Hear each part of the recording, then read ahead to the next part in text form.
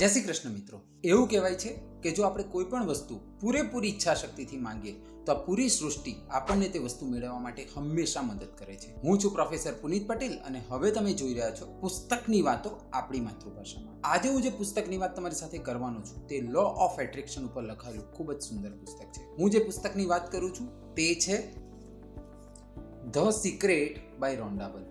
આ પુસ્તક 2006માં લખાયું હતું. આ પુસ્તકની અત્યાર સુધીમાં 3 મિલિયનથી વધારે નકલો અલગ અલગ ભાષામાં અનુવાદ થઈને વેચાઈ ચૂકી છે. આ પુસ્તકના લેખકની વાત ખૂબ જ રોચક છે. રોન્ડા બર્ન કે જે એક સમયે ડિપ્રેશનમાં હતા ત્યારે તેમના દીકરીએ તેમને એક પુસ્તક આપ્યું, the science of getting rich. એ વાંચ્યા પછી તેમને એવું લાગ્યું કે દરેકનું ધનવાન બનવા પાછળનું કોઈ એક સાયન્સ છે. તો તેના માટે તેમણે નક્કી કર્યું કે મારે અમેરિકાના એવા 24 અલગ અલગ ખ્યાતનામ લોકોના ઇન્ટરવ્યુનું એક મૂવી બનાવવું જોઈએ. તેમણે તે મૂવી બનાવ્યું જેનું નામ હતું ધ સિક્રેટ. પરંતુ તે મૂવીએ પોપ્યુલારિટી ગેઇન ન કરી. તેથી તેમણે વિચાર્યું કે હવે મારે આ જ સબ્જેક્ટ ઉપર એક પુસ્તક લખવું પડશે. તો તેમણે લખ્યું ધ સિક્રેટ બાય રોન્ડા બર્ન. આ પુસ્તકની વાત કરું તો પુસ્તકમાં કુલ મળીને 10 પ્રકરણ છે, જેના શરૂઆતના 4 પ્રકરણમાં લેખક કેવી રીતે સિક્રેટ કામ કરે છે, તેના કયા કયા સ્ટેપ છે અને તેમાં મેડિટેશન અને વિઝ્યુલાઇઝેશનની શું મહત્વ છે તેની ખૂબ જ સુંદર રીતે વાત કરે છે. જો સિક્રેટની વાત કરીએ તો લેખક એવું કહે છે કે સિક્રેટ એટલે લો ઓફ એટ્રેક્શન.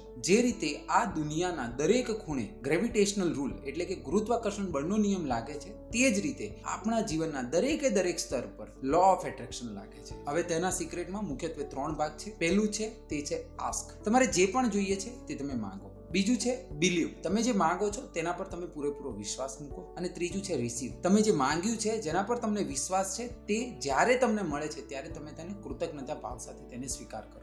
લેખક અહીંયા વિઝ્યુલાઇઝેશનની વાત કરે છે કે વિઝ્યુલાઇઝેશન એક પાવરફુલ ટૂલ છે કે જેની મદદથી તમે કંઈ પણ મેળવી શકો એમ છો. લેખક અહીંયા મેડિટેશનની પણ વાત કરે છે, કેમ કે વિઝ્યુલાઇઝેશન કરવા માટે તમારા થોટ્સમાં એક ક્લેરિટી હોવી જરૂરી છે અને તે તમને મેડિટેશનથી જ મળે છે. લેખક અહીંયા વિઝન બોર્ડ કરીને એક કન્સેપ્ટ આપે છે કે તમારે જે પણ કંઈ મેળવવું છે તેના અલગ અલગ પિક્ચર્સ તમે એક બોર્ડ ઉપર લગાવી દો અને તે બોર્ડને દરરોજ તમે જુઓ કે જેથી કરીને તમારા થોટ પ્રોસેસમાં તમારું વિઝ્યુલાઇઝેશન આવશે અને તે તમને તે વસ્તુઓ મેળવવા માટે હંમેશા મદદ કરશે. આવી ખૂબ જ સુંદર વાત શરૂઆતના 4 પ્રકરણ કરી છે. તેના પછીના 6 પ્રકરણમાં લેખકે કેવી રીતે સિક્રેટ આપણા પૈસામાં, આપણા સંબંધોમાં કેવી રીતે વપરાય તેની ખૂબ જ સુંદર રીતે વાત કરી છે. તો પહેલા લેખક વાત કરે છે ધ સિક્રેટ ઓફ મની, કે પૈસા કેવી રીતે સિક્રેટલી કામ કરે છે. તમે જે પણ કામ કરો છો તેનું તમને સીધું અથવા આડકતરી રીતે વળતર મળે જ છે. એટલા માટે તમે હંમેશા વળતર મેળવવા માટે નહીં, પરંતુ કંઈક સારું કરવા માટે તમે હંમેશા કામ કરો. બીજું છે ધ સિક્રેટ ઓફ રિલેશનશિપ, કે આપણા સંબંધોમાં કેવી રીતે સિક્રેટ વાપરી શકીએ.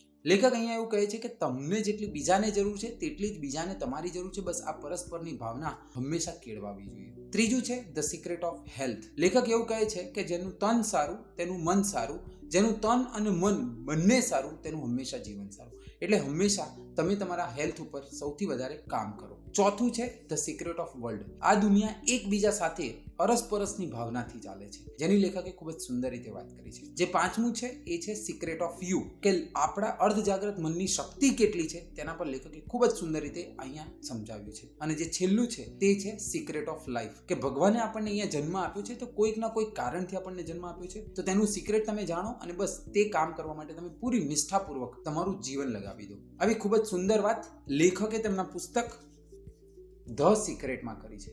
હું આશા રાખું છું કે તમને આ પુસ્તકની વાત આપણી માતૃભાષામાં ગમી હશે, તેની માહિતી રસપ્રદ લાગી હશે. હું એવું ઈચ્છું કે તમે પુસ્તકની વાતો આપણી માતૃભાષાના વિડીયોને દેશ અને દુનિયાના ખૂણે ખૂણે વસતા ગૌરવવંતા ગુજરાતી સાથે શેર કરો, કે જેથી કરીને તેમને પણ આવા પુસ્તકની વાતો આપણી માતૃભાષામાં મળી રહે. જો એવું કોઈ પુસ્તક છે કે જેની વાત મેં આપણી માતૃભાષામાં નથી કરી તો તમે મને કમેન્ટ સેક્શનમાં જણાવો, કે જેથી કરીને તે પુસ્તકની વાત પણ હું આપણી માતૃભાષામાં તમારી સાથે શેર કરું. હું અંતમાં કહું છું તેમ સમય અને પૈસાનું પુસ્તકમાં કરેલું રોકાણ તે હંમેશા સર્વશ્રેષ્ઠ વળતર આપે છે. હવે દર સોમવારે મારા સોશિયલ મીડિયા હેન્ડલ્સ ઉપર વધુ એક પુસ્તકની વાત આપણી માતૃભાષામાં. જય જય ગરવી ગુજરાત.